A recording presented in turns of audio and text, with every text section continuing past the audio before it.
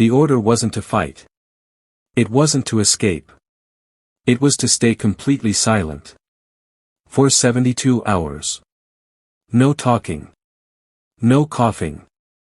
No prayers. Because the enemy wasn't hunting soldiers. They were hunting sound. People think survival in war is about weapons. It isn't.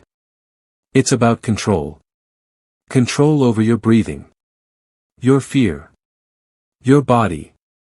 This happened during a reconnaissance operation that never made the news. And for good reason.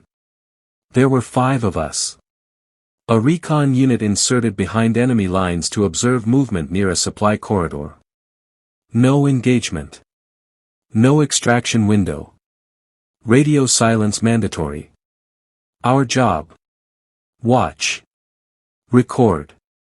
Stay alive. For 72 hours. We were dropped just before midnight. No lights. No engines. No second chance. We moved uphill, slowly, deliberately. Every step was calculated. Because the enemy used acoustic sensors, ground vibration monitors, low-flying drones. You didn't hear them. They heard you.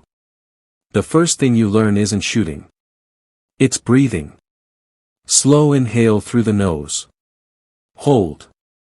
Release through the mouth, silently. Panic kills faster than bullets. By the time we reached our hide position, sweat soaked through our gear. We froze in place. Not rested.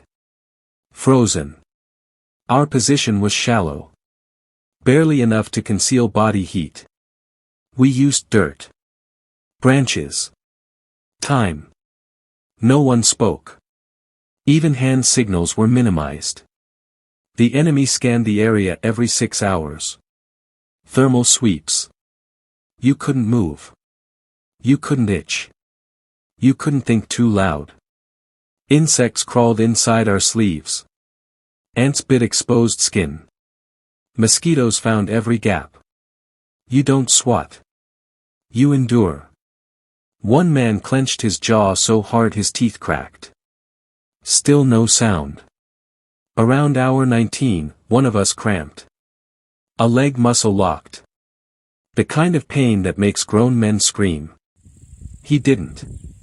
He bit down on his glove. Blood soaked the fabric. The rest of us watched. Helpless. Silent. On the second night, it happened. A misjudged shift. A sharp rock. One man sliced his forearm open. Blood pooled. The smell attracted insects. Insects cause movement.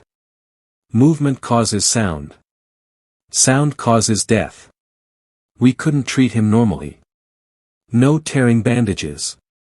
No whispered instructions. We applied pressure slowly. Millimeter by millimeter. He never made a sound. I still don't know how.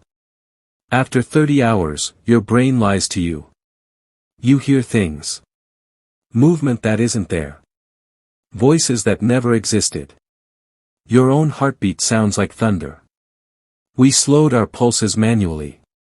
Breathing drills. Mental counting. Stillness. At hour 41, we heard them. Not loud. Low. Like wind that didn't belong. Drones hovered overhead. Listening. Waiting. One cough would have ended us all. The cold set in. Shivering was a risk. We pressed our bodies into the earth. Heat dissipated. Muscles screamed. No movement. By hour 50, we understood something terrifying. The enemy wasn't searching randomly. They were waiting. Waiting for exhaustion. Waiting for a mistake. They knew someone always breaks. One soldier started to breathe too fast. Panic. Silent panic is still dangerous. I locked eyes with him. Slow blink. Count with me.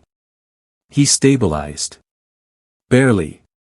The last night was the worst. Sleep deprivation.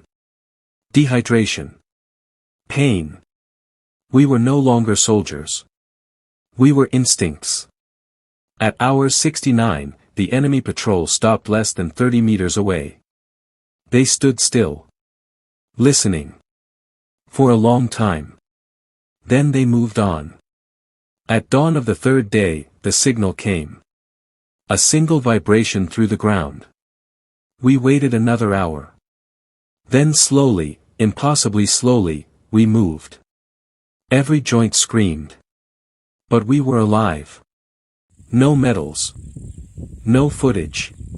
No headlines. Just 5 men who understood something most people never will. Survival isn't loud. It's quiet. The battlefield wasn't where we almost died. It was inside our own bodies. If you enjoy realistic military survival stories based on discipline, silence, and real tactics, like the video. If you want more stories that show how soldiers survive when fighting isn't an option, subscribe to the channel. New military survival stories. Every week.